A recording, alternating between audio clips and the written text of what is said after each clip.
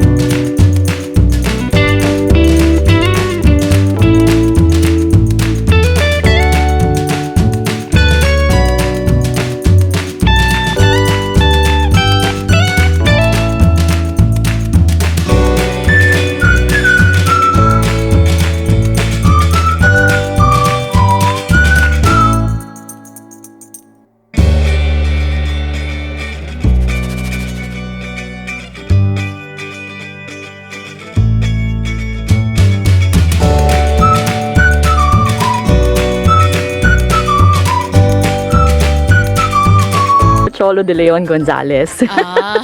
Oo nga, si Sir Choi. Si Sir Choi po. Sabi niya kasi, dapat kami, siya i-interviewin ko today. Medyo may sakit siya, wala siyang boses. Kaya, sabi niya, itong tatlong i-refer ko sa'yo, mga batikan din ito. Ayan, Thank you very sige, much bati po po. tayo. Magandang umaga at Happy New Year po sa inyo. Happy New Year po. Actually, wala pa po si Direk Boggs, si Direk Ralph, pero nandito po ang isa po naming napakagaling na isang voice artist din po, si Sir Lloyd. Si Sir Lloyd. Ayun, Yeah. sige. Good morning po. Good morning, everyone. Morning. Nice po yung camera ko. I don't know. Nako, boses na boses pa lang no? Ibang klase na. Anyway, magandang umaga po sa inyo. Una, alamin natin, ano itong CVAP na tinatawag? Yung CVAP po is the Certified Voice Artist Program. So we are a training program po kung saan po we teach po yung pong ating mga aspiring mga voice artists po natin to find their niche pagdating sa voice acting, sa voice overs, or sa dubbing. Ayan, kasi yung mga di ba ngayon usong-uso yung mga foreign content na merong Tagalog version or tinatagalize nila yung mga dialogue. So kayo yung nasa likod nun. Basically, opo. Ang kadalasan po ay yung galing po sa Certified Voice Artist Program, ang mga talents and mga artists po behind so many animes, mga movies, mga iba-ibang klase po. Ayan. Pero kasi kumusta ba yung career na pagiging voice actor or voice dubber dito sa Pilipinas? Sino? Punong-puno po ng challenges. Actually, puno siya ng challenges. Puno din siya ng mga rejections. But it's thriving. And sa SIVA po, we are promoting voice artistry as an art. So, hindi lang siya career, hindi siya trabaho or pastime, but it's an art. So, it doesn't matter kung may payment or wala. We go for it out of love. We go for it because in CVAP, naniniwala po kami na someone out there needs to hear your voice. So, kailangan natin i-share kung anong binigay sa atin ng Panginoon. And then, spread it out, spread some good vibes. Ayun, yun po yung career namin. But, actually, it's thriving. So, maraming projects. Kaliwat kanan yung projects. Yan sa studio sa Makati. Yan. Kaya po nabanggit nyo yung mga Tagalized na movie. Yan po namin sila ginagawa. Yun nga, isang curious na tanong ako, required ba na dapat maganda ang boses kapag magvo-voice dub o magvo-voice act? Um, Actually, when we are asked about if you have to be a voice artist, kung kailangan mong magkaroon ng magandang boses, yun nga po, pero paulit-ulit po namin sinasabi na walang maganda at pangit na boses. Dahil, di ba po, katulad nga po sa dubbing, hindi naman kailangang napakaganda ng boses mo at laging kailangan modulated. Dahil iba-ibang characters po ang hinahanap kada project. Or kada, di ba, dubbing. So, paano kung magandang boses mo ang hinahanap ng kliyente ay hindi magandang boses? May mga ganun po eh. So, it really depends on the type of project na nire-require ng client. Yung mga tipo pong ganun. So, wala po talaga tayong standard na ito magandang boses, ito pangit ang boses. Wala pong ganun. So ang kailangan yung pagiging sabi nga variety ng kakayahan mo kung paano mo i-characterize yung isang Siguro po, Ma'am Weng, kung hindi po siya on the part of dubbing kasi being a voice artist, napakalawak po ng ginagawa. Meron dyan pag-voice over, may hosting, iba-iba po siya. So, napaka-broad po ng pinagagamitan po ng ating mga boses. So, siguro po pagdating sa mga voice overs, yung mga ganun, siguro po dapat required na modulated. Na modulated at maganda ang iyong boses. But when it comes to voice acting, yung mga dubbing, siguro pwede po tayong maglaro. So, pwede po natin paglaruan yung ating character. Yes, and sa CVAP din po, to add din po sa sinabi ni Doc Oni. So, dito po sa CVAP, we help po when it comes to pagdi-discover po ng inyong mga niche kung tawagin. So, saan po ba kayo good when it comes sa boses, kung okay ba sa character voices or dubbing, tapos sa voice overs, or even sa hosting. So, ang Certified Voice Artist Program helps you discover ano pa ang magagawa ng iyong boses. Si Sir Ralph, kailangan ba may kurso ba na na in particular para makapasok ka dito sa ganitong karera? Wala po si Sir Ralph, pero I can testify. Okay. So technically, kurso sa Pilipinas wala. Pero din yung Certified Voice Artist Program or CVAP. And lahat po kami nag-join in 2020. Nagkaroon po sila ng I think auditions sa TikTok. And yun yung unang beses kong gumamit ng TikTok para mag-audition. Meron lang 10 na makukuha doon that you can join the Certified Voice Artist Program for free. So, I was one of the lucky scholars na nakuha doon. But for you to be able to join the program, make sure that you have the right heart. Tinuturo din namin yun sa CVAP na tama yung puso mo, that this is art. Do not be greedy. Huwag mo iwanan yung day job mo kung meron ka man. Passion. Mali kasi yung isipin natin na dapat magandang boses ko. Kasi everybody has a voice. But you just have to have the right mindset na gagamitin ko tong boses ko to serve others. To share the blessings, to inspire people.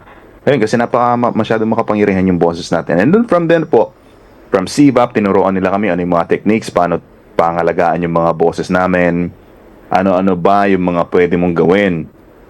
Tulad ng sinabi ni Ron na merong mga niche. Like, saan ka ba dapat pwede? Paano gumawa ng character voices? Kasi may formula pala yun. Tapos, ano yung mga bagay na dapat mong iwasan o kung di man i-minimize mo. You have to hydrate properly. So may mga ganun po tinuturo sa program yun. And syempre, yung organization din namin, nag-offer din siya ng mga project opportunities. So hindi pinapromise sa program na pag natapos mo yung program, you'll have a lot of projects from us. Oo.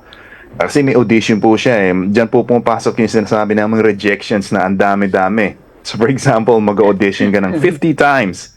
Kahit isang beses, hindi ka malang tatawagan ng client. So, may ganun po siya. Yun po yung kung paano po tumatakbo yung voice artistry. Oo. Tanungin ko po kayo isa-isa. Doc Oni, si Sir Lloyd at saka si Ron, paano kayo nagsimula as voice artist? Ako po kasi, katulad po ng mga kinukwento ko po palagi, ever since I was small, talagang mahilig na po ako sa pag-awit. So, lagi po akong nag-voice lessons mula nung maliit pa po ako. Hanggang sa lumaki ako, hanggang sa mag-high school, tsaka sa mga speech development, yung mga ganyan, naka-enroll po ako palagi. So, dumating sa punto ng buhay ko na sabi ko, gusto kong subukan tong pagboboses. Actually, sa mga voice-overs po ako interesado talaga. Sabi ko, gusto kong marinig yung boses ko sa commercial. Sa mga commercials, yung mga ganun. Sabi ko, gusto ko yun. So, I really searched nung last year ba yun? Kailan ba ako natapos? Basta gano'n nung sa CVAP, na-discover ko po ito. Kahahanap. Sabi ko, sino ba dito sa Pilipinas ang nag-o-offer? So, nakita ko po yung Certified Voice Artist Program. I didn't have any idea on kung saan yan, sino to, ganun. I just went for it kasi binasa ko yung website nila. Uy, this must be good. So, pumasok po ako. Actually, hindi po ako umabot for 2 batches. So, talagang inabangan ko yung batch na sinalihan ko. So, finally, I got in. And then, talagang sineryoso ko siya. Tapos, gusto ko talaga siyang matutunan. Actually, dentist na po ako, pero talagang yung passion ko ay kailangan ko talagang maibalik. Kailangan ko po siyang makuha, magawa. Yun. So, I went for it. And then, yun nga po, thanks to CVAP, I was able to do the things that I wanted to do. I've always wanted to do. So, yun po, doon na po nagsimula. Ayun. Si Sir Ron. Ako naman po, ma'am, nag-start po ako kasi nakikinig na ako lagi ng radio, ina-idolize ko yung mga nagvo-voice over, Yung mga pati yung mga DJs. nagre-radio drama. Kumbaga, parang gusto kong tuparin yung childhood dream ko na, one day gusto ko din magamit din yung boses ko sa gano'n. Kasi napafascinate na ako bilang isang radio and TV listener talaga. So, naisip ko din, na-meet ko rin si Sir Choi back in college, 2013. Na-inspire po ako sa kanya kasi siya nag-speech siya dun sa org namin. Pinakita niya yung kanyang voice artistry. So, after a few years, then naisip ko, why not i-pursue ko itong voice artistry? So, way back in 2022, eto na nga, nag-join ako dun sa Certified Voice Artist Program, which is an online training workshop po na talagang, kahit saan po kayo sa Pilipinas or sa ibang bansa, pwede po kayong maka-join. Si Sir Lloyd naman. Sa akin naman po, na-open siya sa akin nung 2004. Kasi galing po ako ng probinsya. So nag-transfer ako sa Maynila para dito ako mag-aaral ng high school up to college. And then mahilig po ako manood ng wrestling. Every time na nagsasalita yung mga wrestlers, iba't iba yung boses. Sabi ko, that's pretty cool. And then, kapag meron silang pay-per-view, may tinatawag na trailer eh. May trailer yung pay-per-view na yon. And then si Don LaFontaine, siya yung pinaka, I think, hindi ko alam kung sino siya nung 2004 kasi I know nothing about voice artistry or whatnot. But I was fascinated o kung paano siya magsalita. Sabi ko, may boses pala na ganun kalaki at ganun kaganda. Sabi ko, I want to be like him. I want to be the Don LaFontaine of the Philippines. So imagine Don LaFontaine saying WWE. Something like that. Sabi ko, whoa, that blows my mind. Sabi ko, is that even possible? May boss ba na ganyan? Grabe naman. And he was called the voice of God because of his thunderous voice. So from there, I tried to mimic him. And sabi ni Sir Choi during the training, you have to be crazy enough to do crazy things. So during 2005, 2006, nagsasalita ako mag-isa. I was in high school, nagsasalita ako mag-isa. So people around me called me crazy. So tinatawag nilang baliw na, pag nakita ka ng ibang tao, pagtatawanan ka kasi nagsasalita ka mag-isa. Pero di nila alam na nagsasalita ako kasi nagpa-practice ako ng pronunciation, kung paano yung tamang diction, dapat hindi ka mapulol. Yun yung ginagawa ko, but I never told anyone. And then one time, sinabi ko sa kanila, hey, I want to be a broadcaster someday. I want to pursue being a radio commentator. Tapos sabi nila, you cannot be like that. Sabi, yung mga DJ or mga nasa radyo, ang boses nila hinuhugot sa bangin. Ikaw, boses ipis ka. Sabi sa akin. So, but hindi nawala yung passion. I just, I studied in college. So medyo nalayo din ako dun sa ano na yun, sa course na yun, na gusto ko sana maging, radio commentator or broadcaster, pero hindi siya nangyari. And then, I never stopped. Kahit nung nagtatrabaho na ako sa call center dati, pag free time, pag walang call, nagbabasa ako ng Wikipedia aloud. Parang sabi ng mga kasama ko sa supervisor namin, boss, ano nangyari naman doon kay Lloyd? Nagsasalita na naman mag-isa. Yan sabi ng supervisor, huwag mong pansinin yan, nagpa-practice lang yan. So, ayun. And then, na-meet ko si Sir Choi. Siya yung unang-unang naniwala sa akin, yes, you can do it. And then, from there, here we go. Ayun.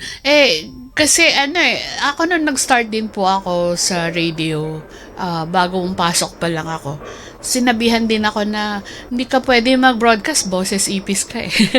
Pero, kumbaga, na-practice din, at parang kahit na medyo manipis yung boses ko, pagka umuupo na sa harap ng mikropono, automatically na modulate na din yung boses kapag nagbo-broadcast. Tapos sabi nila, "Oy, parang unique yung boses mo." Anyway, speaking of, Sabi nga po ni Sir Choi, di ba, na wala nga daw pong nagsimulang magaling. Nagsimula lang, kaya gumaling. oo nga. Anyway, may request po dito kay Sir Lloyd. Baka daw pwedeng sample nung ala Michael Buffer na Let's Get Ready to Rumble. Pwede ba? Si Michael Buffer, he's one of the greatest ring announcer. So, hindi ko alam kung kakayanin ko si Michael Buffer kasi iba yung style niya. Let's get ready to rumble! Diba? Yeah. Pwede. Fighting pride of the Philippines, Manny Pacman Pacquiao! Diba? Ang galing eh. Pwede. Pero, yun nga, nung nag-voice actor na kayo, voice acting, ano na yung mga project na nagawa ninyo? Pwede nyo bang i-share sa amin? Sir Lloyd, ikaw muna una. Ano na yung mga naging project mo? Baka kasi naririnig namin, tapos hindi namin alam, ay sila pala yun, tapos eto sila in person, di ba? Opo.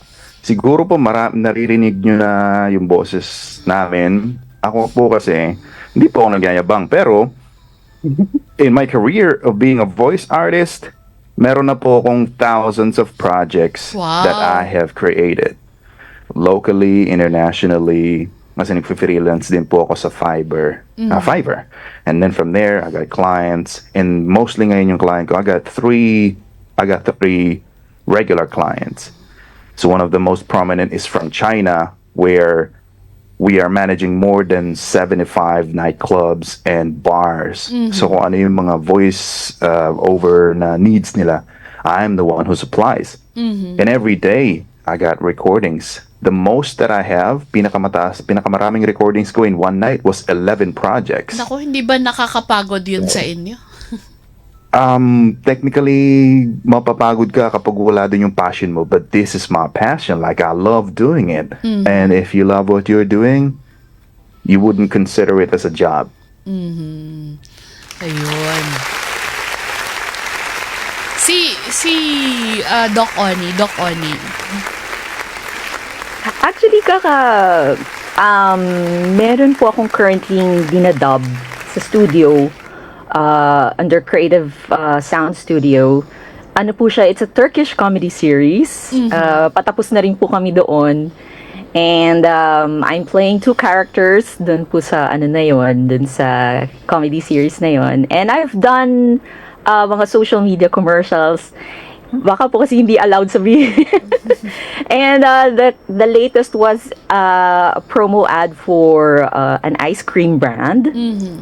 Ayun po. Hindi lang po yata pwedeng masabi. Yung character niya na lang dun sa dinadub ninyo. Sample line lang po. Ano po siya? It's naman siya. Hindi ko po memorize, pero Turkish po kasi siya.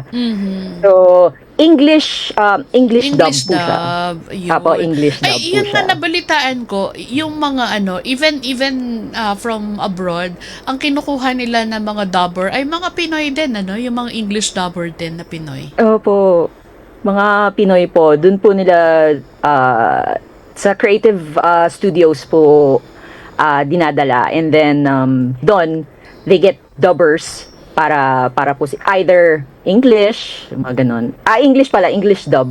Doon din po yung ginagawa lahat. Pati po yung mga animes, ngayon po yung ginagawa po nila, yung mga magagaling po nating dubbers. Yung Kaiju, Sa The Amazing Anime. Digital Circus, doon po lahat yun ginagawa. The magic is done in Creative Studios. Minsan, may character kasi na may boses bata, boses matanda, tapos isang tao lang yung gumagawa nun, di ba? Opo, meron po. Actually, isa po Grabe. yun sa, isa po Ikaw yun sa yata ron description. ganun eh, no? Kaya po natin yan. So let's say, I don't know, pero paborito ko yung Doraemon when I was a kid. So, Hoy, Nobita! Halika nga rito! Google Pay kita! Umanda ka sa akin! Oh. So, that's Dumulag. And then the Nobita be like, Ay, Doraemon, tulungan mo naman ako. Inaapi ako ni Dumulag. Ay, familiar! Narinig ko. Ano na naman bang ginawa mo, Nobita? Sabi ni Doraemon. And then, si Suneo, ang sabi ko sa'yo, Nobita, tumakbo ka na eh. Nakikinig ka ba talaga sa akin o hindi? So, yung mismong character pa lang din, I think that was 4. Only one guy. So, yun po, yung nagagawa namin. And then, pwede rin sa mga radio ads, social media ads. So, yun.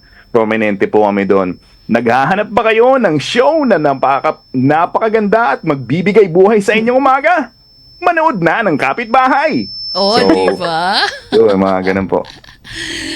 Nakakatuwa na sana marami pang mga kababayan natin yung mahikayat kasi actually hindi lang naman siya career para pagkakitaan.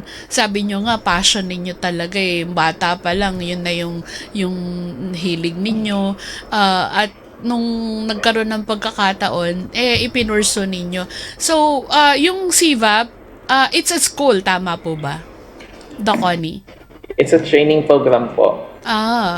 So, training program, paano ka makakapasok as a trainer? It's an online training program po. So, meron po kaming open po.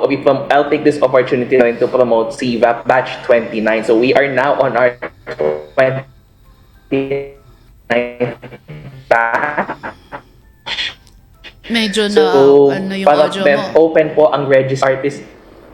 For those interested to join us po na maging certified voice artist, so you may register po sa ating you may check our details po sa www.certifiedvoiceartist.com, or you may check out our Facebook page, Certified Voice Artist Program. Ano yung mga requirements para makasali ka?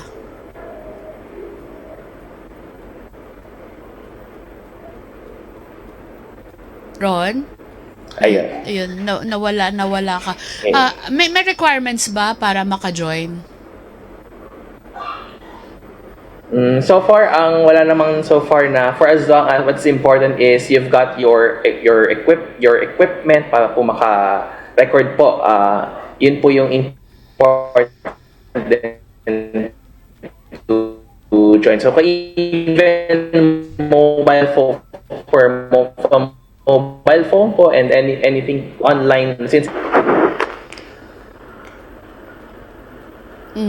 Medyo nawala yung audio ni Sir Ron. But anyway, yun nga po yung sabi po ni Sir Ron. Kasi Sir Ron is the head secretariat of CVAP. So, he's the one who can best explain kung ano po yung talagang mga requirements and how to go about it. But since nagkakat po si Sir Ron, yun na nga po, sabi po niya, wala naman po talagang requirement. But it's better, of course, if you have your basic microphone, yung mga ganun. Pero yung mga high-tech kailangan, no, hindi naman po. You can join by may mga nag-join po sa amin na cellphone lang, yung mga ganon. Yeah. Ako din naman po nun, ang ginagamit ko lang pang record, yung headset, yung mga ganyan. At least, meron po kayong magandang internet connection. Kasi, dun po kasi, basically online. nag-hold ng kasi ng sessions. ng sessions. So, other than that, wala naman po, dalhin nyo lang po ang inyong mga sarili at inyong at inyong passion. From there, ano na po yun eh, to follow na lang yung mga iba. So, sali na po kayo if you're really interested to learn this voice artistry. So, join, malapit na po tayong magsimula. Sige, para sa panghuli na lang po, paano ninyo iniingatan ng inyong mga boses? Kasi that's your, 'di ba? That's your life, gamit ninyo. Paano ninyo iniingatan? At siguro tip na din doon sa mga kababayan natin. Stay hydrated. Iwasan yung siguro bisyo. And then, maniwala kayo sa sarili. Wag iisipin yung comment ng ibang tao. Kasi, gaya ng sa amin, gaya namin ni Ma'am Wing, nakaranas kami ng persecution, boses ipis. But you gotta believe in yourself. Ayun. And syempre, ingatan nyo na ating physical, iwas kayo sa pagpapaambon. Kasi pag nagkasipon ka, delay ang projects. Hindi naman tatanggapin ng client na yung quality mo hindi maganda. So, stay hydrated. Kung may mga bisyo na kailangan iwasan. Tinuturo din po yun sa CVAP. Meron po kaming voice care program. Part of the program is voice care. Tinuturuan din yung iwas puyat, pangalaga sa sarili. Kasi basically, when you feel good, you would sound good. Basically, parang ganun siya. Yan, yung pag narinig namin kayo, parang talagang nakaka-encourage talaga na pwede ko di siguro subukan yung voice acting. Doc Connie, ikaw, ano naman po ang inyong advice? Parang hindi ako makapaniwalang boses ipis si Sir Lloyd, Kaya ako nga din po eh. Malaking ipis siguro yun. Ayun, hindi. Yun nga po sa CVAP, it's also taught yung voice care because it's very, very important para masustain mo ang iyong career. And it's in that program, ang ma-advise ko po na hindi lang boses ang ini-stretch. Like, di ba, pag sa singing, di ba, you do vocalization. Advice ko din sa inyo for the hosts, for those doing hosting, yung mga voiceovers, you also stretch your voice by doing vocalization, even if you are going to speak. Yung mga ganon. And not only your voice, but also your body, you need to stretch. And yun nga po sabi ni Sir Lloyd, you really have to stay hydrated. Dahil number one kalaban po ng mga voice artists ang dehydration. Napakahirap po kapag kamuwalan ka ng boses because you're not well hydrated. Yan po, yun yung mga basically. And don't forget to practice. Practice makes perfect. Yun po ang isa sa mga sikreto ng isang magaling na voice artist. Lastly, Sir Ron. Yes. And I agree dun sa mga nasabi na po ni na Sir Lloyd at ni Doc Oni na very important na mag-hydrate po tayo. Uminom po tayo ng tubig, especially sa panahon ngayon na uso ang mga ubo, mga sakit. So it's important also to take care of our physical health na hanggat maaari iwasan natin yung puyat and to make sure din na let's all stay healthy. Well, kasi important din yun as voice artists na bukod sa healthy ang boses natin, healthy rin ang ating well-being. And first, bukod practice, it is important din natin na makinig tayo dun sa mga advice sa atin, sa paano tayo mag-i-improve. And through their constant feedback, we can further improve as aspiring voice artists. Yan, nako. Thank you so much po sa pagpasok ng bagong taon ang ganda ng regalo natin sa kanila na impormasyon. Lalo na baka yung iba medyo nangangamba pa or medyo natatakot sumubok. Pero eto na po ang opportunity para simulan ninyo ang bagong karera ninyo sa voice acting and voice dubbing. Nako, thank you so much po kasi for such short notice ay pinagbigyan ninyo ang invitation namin and hopefully balik uli yung mga taga-CVAP dito po sa kapitbahay. Maraming salamat po, Ma'am Weng, and sa ating mga nanonood. Just keep on doing what you love and it's never too late to start. Thank you so much again and Happy New Year po to all of you. Yes. Happy New Year po. Salamat po Happy na New marami. Year! Happy New Year po. Thank you so much po. Yeah, thank you so much po. See you again po next time. Yan po ang mga kaibigan natin at kapitbahay from CVAP Certified Voice Active Program.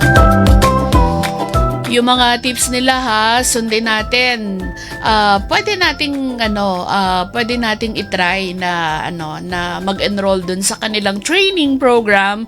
Malay nyo kayo na yung susunod na mapapakinggan namin na mga dobber. Ma-enjoy nyo pa o ma-invite pa kayo na maging mga host sa mga program o kaya mga voice-over talent. Kaya papasa.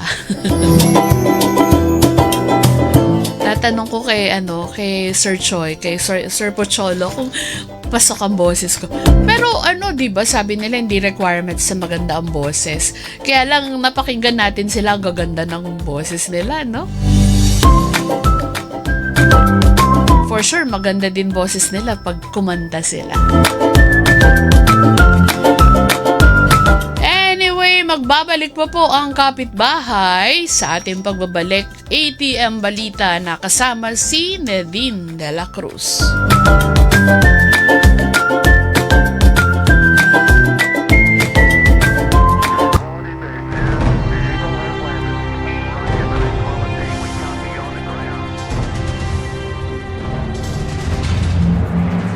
Five decades of excellence in